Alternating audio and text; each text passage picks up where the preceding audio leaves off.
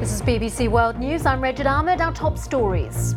A work of fiction and the author of fraud. President Trump hits out at the writer who's accused him of being unstable.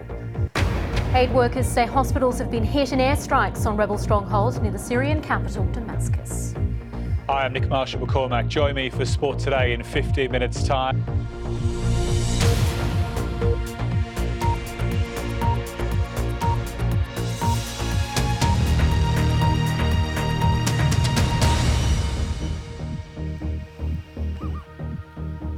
Hello and welcome to BBC World News. Donald Trump has launched a fresh attack on the author of a controversial book that accused him of being unstable and incompetent. The president told a news conference at Camp David that the book by Michael Wolff was a work of fiction. Mr. Trump's lawyers had tried to block the publication of the book, Fire and Fury. Here's David Willis in Washington. Well, David joins me now from Washington. David, Donald Trump trying to counter perceptions in that press conference. Did he succeed? Well, you might argue, I suppose, Roger, that this just adds more fuel to the fire, if you like, because it keeps the headlines going. It keeps the focus on this controversial book, instead perhaps on focusing what the president was actually doing today when he was at Camp David. He was basically looking to consolidate the legislative program for 2018 as far as the Republicans are concerned and build on the success, as they see it, in the latter half of the year, which saw the passage of a major overhaul of the taxation system here in the United States. But by going on Twitter and proclaiming himself not just smart but a genius, and then that denunciation of Michael Wolff's book in the press conference, it, if you like, just keeps the whole story running for another few hours, perhaps another day. That is the key issue, isn't it? It's a distraction from what the Republicans want to talk about in terms of their achievements this year. How do you think all of this is looking to Donald Trump's base and to the wider United States?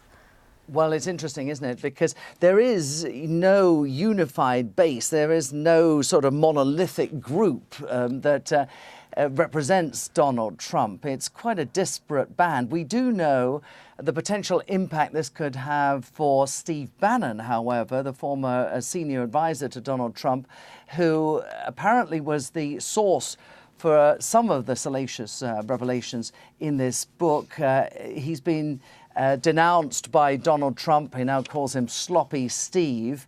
And Steve Bannon indeed has lost the backing of a major benefactor who was going to bankroll various candidates standing in congressional elections with sympathies similar to those of Donald Trump. But as far as the Trump base is concerned, I have to say that a lot of them are probably more interested in jobs, the state of the economy, and the fact that the Powerball lottery here in the United States has now hit $565 million. All right, David Willis, thank you very much. I hope you win.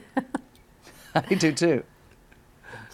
All right, well, let's move on to other stories now. Reports from Syria say 17 people have been killed in airstrikes in rebel-held eastern Ghouta. The British-based Syrian Observatory for Human Rights says another 60 people were wounded in the besieged rebel stronghold close to the capital, Damascus. More strikes in this area and in the rebel-held northern province of Idlib have been reported by aid workers. They say 10 hospitals had been hit by Syrian government and Russian bombers over the last 10 days. Well, earlier we spoke to our Middle East regional editor, Alan Johnston. Alan Johnston there. Let's take a look at some of the other stories making the news now. After the biggest anti-government protests for years, Iran has seen a number of pro-government rallies on Saturday. Those taking part pledged solidarity to the regime and chanted anti-Western slogans. State television showed marches in Iranian cities including Amman, Semnan and Shadigan.